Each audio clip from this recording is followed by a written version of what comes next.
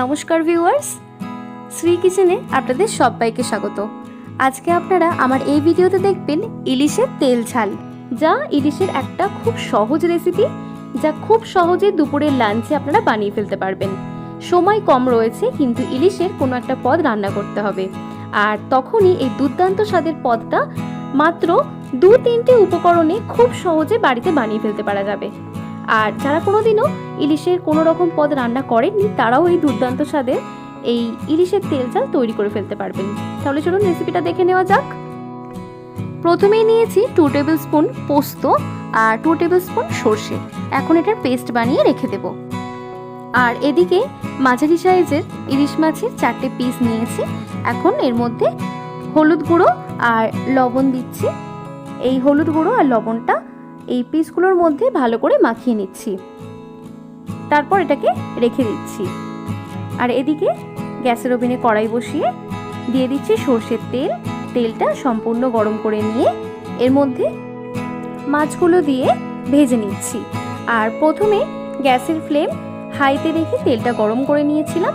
তারপর মাছগুলো তেলে দেওয়ার পর গ্যাসের ফ্লেম মিডিয়ামে করে দিয়েছি। দেখুন, ইলিশ মাছের একটা দিকে ব্রাউন কালার চলে এসেছে, তাই এটা আর এক দিক উল্টে দিয়ে ভেজে নিচ্ছি। মাছগুলো সম্পূর্ণ ভেজে নেওয়া হয়ে গেছে, বোথ সাইডস কালার চলে এসেছে। এবার তেল থেকে তুলে নিচ্ছি। তারপর যে অবশিষ্ট তেলটা রয়েছে ওই তেলেই দিচ্ছি অল্প সামান্য একটু কালো জিরে, আর তারপর দিচ্ছি জল।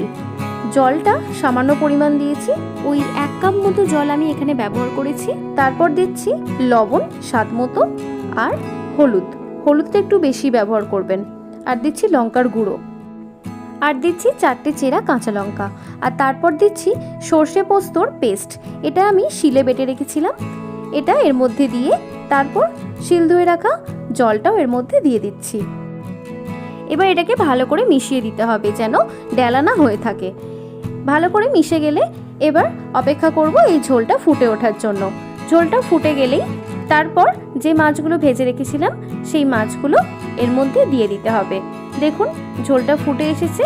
এবার এই ভেজে রাখা মাছগুলো এর মধ্যে দিয়ে দিচ্ছি। এবার গ্যাসের ফ্লেম স্লোতে রেখে এটাকে ফুটতে দেব ওই 3 থেকে 4 মিনিট সময় ধরে। 4 মিনিট পর দেখুন এখানে ঝোলটা কমে এসেছে, আর দেখে বুঝতেই পাচ্ছেন যে মাছের মধ্যে ঝোলটা প্রবেশ করে গেছে। তারপর 1 টেবিল স্পুন সর্ষের তেল এর উপর দিয়ে ছড়িয়ে গ্যাসের ফ্লেম বন্ধ করে দিচ্ছি। ইলিশের তেল ঝাল একদম রেডি। এবার এটা নামিয়ে সার্ভ করা যেতে পারে। তৈরি হয়ে গেল ইলিশের তেল ঝাল। দেখলেন যে কত সহজ রেসিপি।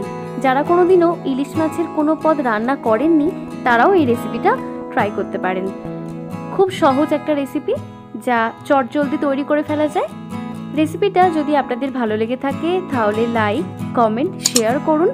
আর আমার চ্যানেলে নতুন বন্ধু হলে চ্যানেলটি সাবস্ক্রাইব করার জন্য অনুরোধ রইল। ভিডিওটা দেখার জন্য আপনাদের সবাইকে অনেক অনেক ধন্যবাদ।